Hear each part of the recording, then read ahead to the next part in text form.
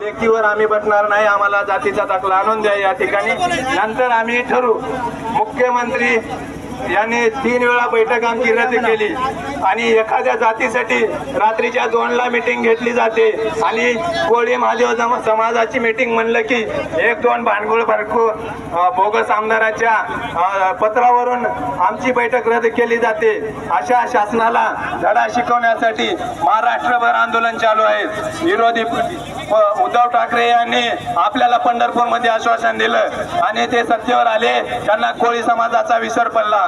काँग्रेसनं आपल्याला फसवलं, राष्ट्रवादीनं आपल्याला फसवलं, सर्वच पक्षानं आपल्याला फसवलं। कोणताच पक्ष नाही, कोणी शिवसेनेनं काम केलं नाही, कोणाच पक्षाने केलं नाही। त्यासाठी आपल्याला यावेळेस सर्व राजकीय पक्षांच्या पुढाऱ्यांना पायाखाली घेऊन तुडवायचं आहे। जे काही सोशल मीडिया आहे ते एखाद्या आमदाराच्या गाडीखाली कुत्रा गेलं तर व्हिडिओ दाखवतात टीव्हीवर आणि आपल्या एवढे जीवाचं बलिदान देण्यासाठी पाण्यात उभा आहे त्या मीडियावाल्यांना आपलं आंदोलन का दिसत नाही, का टीव्हीवर लाईव्ह दाखवत नाहीत? कोणत्या नेत्याच्या गाडीवर सुपाऱ्या पल्या, कोणत्या नारळ पले की लगेच टीव्हीवर दिवसभर दाखवता, 4-4 दिवस दाखवता। आम्ही आमच्या समाजासाठी भांडतो, लढतो, आमच्या समाजाचं तुम्हाला दिसत नाही का? तुमच्या डोळ्यात काही कचरा वगैरे गेलाय का? याच्यावर आमच्या आदिवासी कोळी समाजाची शंका निर्माण होते।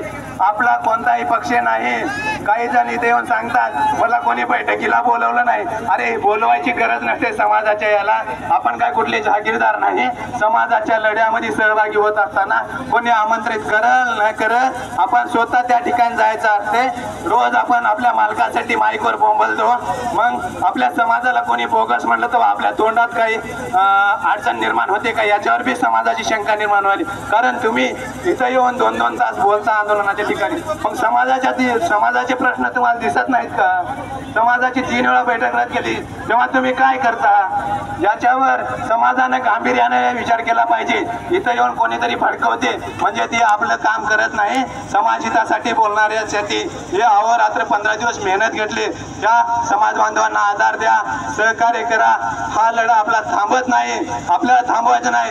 जोपर्यंत जातीचा दाखला हातात भेटत नाही तोपर्यंत आता उठायचं नाही, आंदोलन संपवायचं नाही। जे पोलीस प्रशासन आहे त्यांनी माझं नाव लिहून ठेवा, कारण अटक करा, काही करा, माझ्यावर गोळ्या झाडा, मला अडचण नाही। माझ्या समाजाला जातीचा दाखला भेटल्याशिवाय आम्ही आंदोलनाची पुढची दिशा ठरवणार नाही। जय हिंद, जय भीम।